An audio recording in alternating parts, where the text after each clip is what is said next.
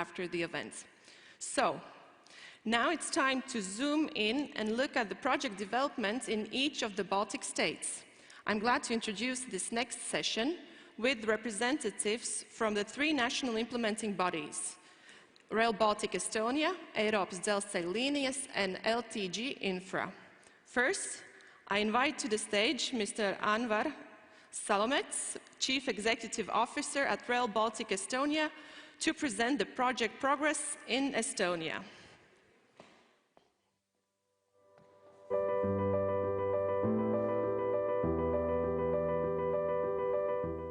Rail Baltica is the first mega project in Estonia.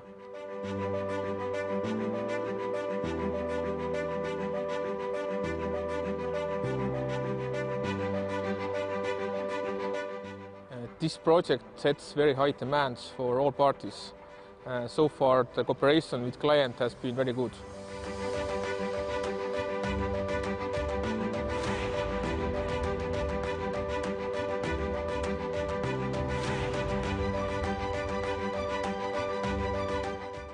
The project has very high demands for concrete quality. We have lots of A-class surfaces, also very tight time schedule and logistical challenges also.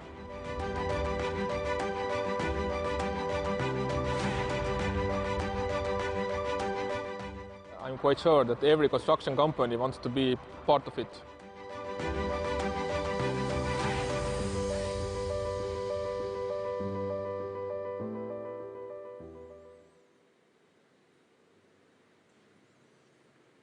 Ladies and gentlemen, partners, industry players. My name is Anvar Salomets.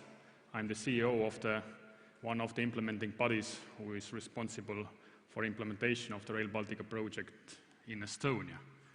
It has been a long time when we last saw here, but I can assure that we have been progressing well. Before I'm getting to the future challenges and our value proposal, I just provide you a very quick insight of the things and activities we have been tackling during those years. A very brief explanation about the project scope. Of course, there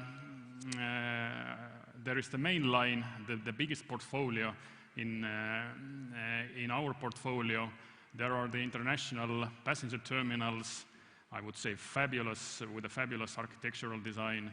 There are different freight terminals, infrastructure maintenance facilities, and I would say a big variety of civil engineering structures.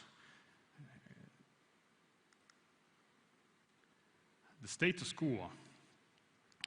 Our focus has been on civil structures during those 2-3 years. And I can say that it has been a success. Could not imagine that we have started with the mainline works, with a mega project from the very beginning without having those experiences we have gained during these years. The civil structures, mostly the viaducts and aqueducts, are tendered, the contracts are mostly signed and the works are ongoing. Some of them are even ready. Of course, there is Ülemiste passenger terminal where we started our construction works this year. And I'm very happy about that.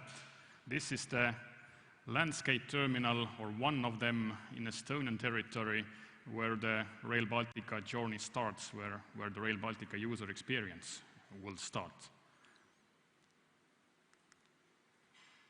As said, the works are ongoing, and the focus on the coming years will be there as well.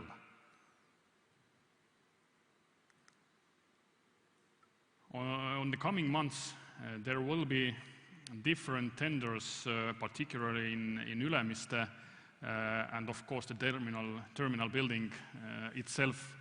The tender will be published. The tenders will be published at the first half of 2024. So I urge you to take a look and to provide the bids as well. But not only the Ülemiste terminal. Also, the Rail Baltica main line will be our focus.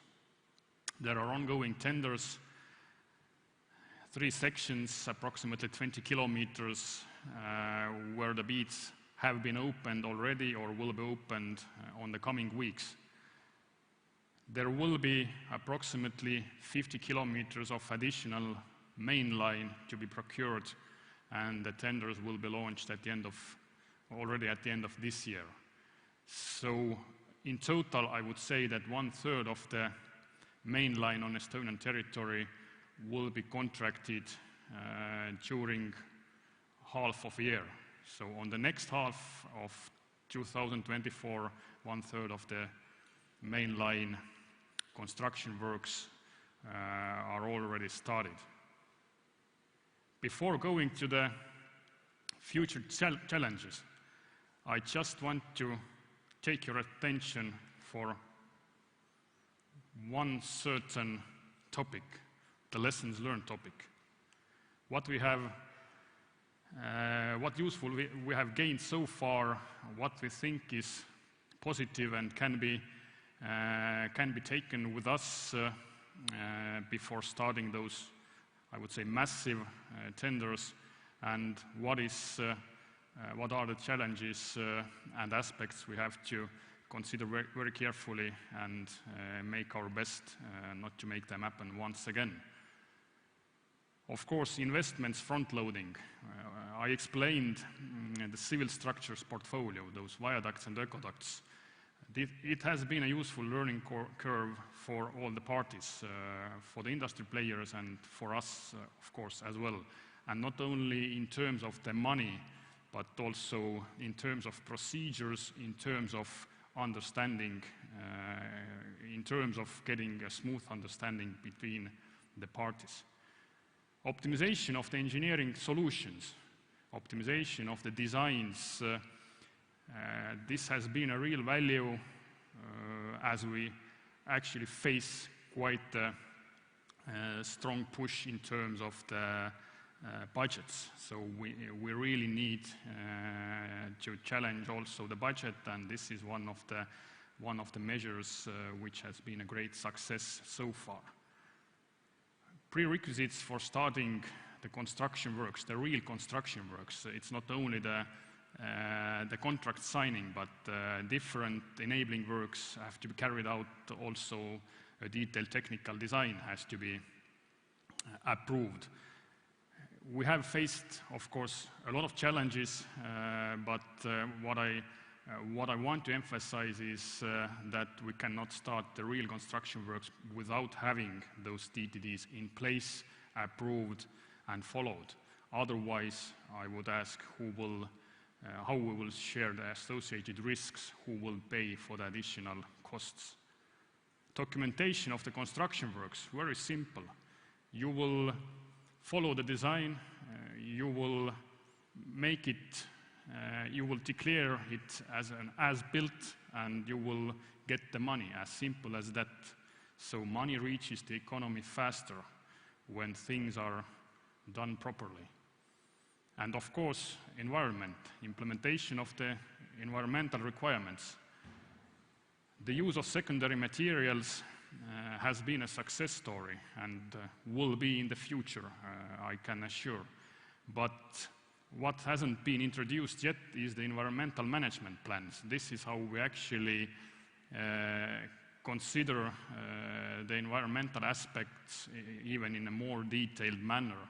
So the environmental management plans will be introduced during the mainline tenders, and this is something the market hasn't followed yet.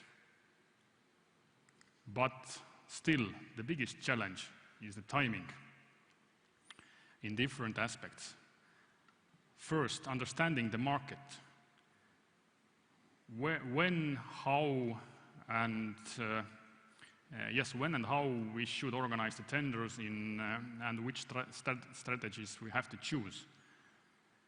The second one is the funding. So how to balance the funding and the construction plans, how to get best out of it, how to get best out of the investments provided. of course, the processes, the procedures, the democratic procedures. Everyone has to get in a very good fit to make 2030 happen. Not only the implementing bodies and the joint venture, but all the partners. Of course, the industry players as well. And time is a critical resource. We all know it, but we deem to forget that the useful working time is not always 12 months. So we have to bear in mind different factors and to accommodate our construction works in a variety of different factors. Our main focus on the coming years, on the coming months and on the coming years is the project financing, the sustainable financing post-2027, when the new MFF will start. The solutions to speed up the project, and of course the focus will be on the mainline construction. I can assure you that throughout the Baltic states the project will be the biggest construction site in all over Europe. How we actually speed up the project, I will just provide one very short measure or proposal.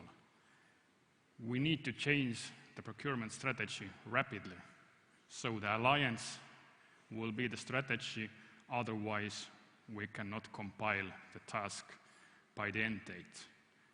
Why alliance? It enables flexibility, fast decision-making, fosters the innovation. We can do the continuous engineering in parallel with the construction works.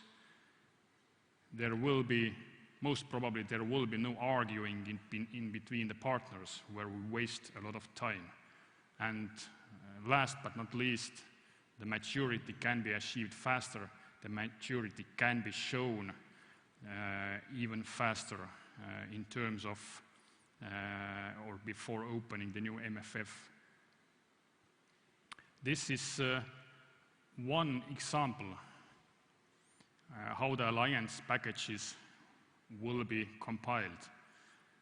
Of course, this is not a final one, but still something to consider. Between Tootsi and Pärnu, there will be the alliance, most probably where substructure and superstructure are included. There will be, most probably, the separate alliance between Pärnu and the Estonian-Latvian state border, where substructure and superstructure works are included. Just for you to consider, just to reflect your considerations, your thoughts, your ideas. We will be discussing those with you on the coming months already, because there will be the tender for the Alliance consultancy services published already this year. And last but not least, the project timeline. My colleague Thierry already showed it. We have to do a lot of work just to compress those activities, to find those measures, how to organize different activities on the critical path in parallel where possible, and of course change the strategy. What has bring us here won't bring us any more longer from that point. So the small packages most probably won't be the strategy in the coming future. And of course, we will count on you, dear industry players. We will make it happen together. Thank you.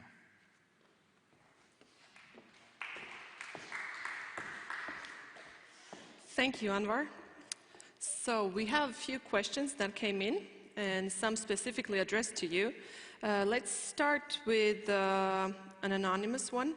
What are the biggest possible challenges for potential contractors in Rail Baltica Estonian section? Of course, there are many of them, a big variety of them. I would just take out the top three. Challenge number one, of course, timing. So the contractor should consider that this time schedule is very sporty.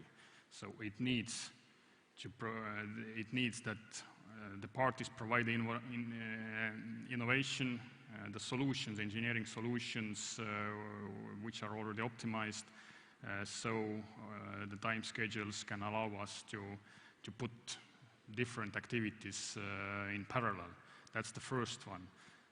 The second one, very specific engineering knowledges we are lacking in Estonia or in Baltics, in wider Baltics. For example, different geotechnical services, competencies. So these are needed to get here from abroad. That was the second one. The third one, of course, I would say money spent wisely. I'm coming back to the optimization, and of course from our side the expectation is that the contractors will deeply dig into the details, will already consider all the optimization possibilities just to face those challenges we have with the budget. All right. I want to, let's say, connect it to what you mentioned, this need of expertise also. Maybe you could comment on how difficult it is for international companies to actually enter the market in Estonia and participate in Rail Baltica procurements. It depends on the disciplines. It depends on the, of course, on the packages as well. But in principle, I would say the entry level is quite okay. The entry level, I would say, is even quite low. So everyone can participate. Now the question is, what is or how big is the appetite? As I mentioned, the construction strategy we have today, it means small or medium proportions tendered won't be the measure in the near future. The packages will be bigger. It means that also the appetite from the foreign market players should be there, and also the bids from their side will be there. Right, you actually already touched upon another question we received. Why Estonia has splitted the infra tenders, so I guess mainline construction tender, for so many sections, very short ones? There were different practical reasons. One of them, of course, the design delivery. But as said, this is not the approach anymore.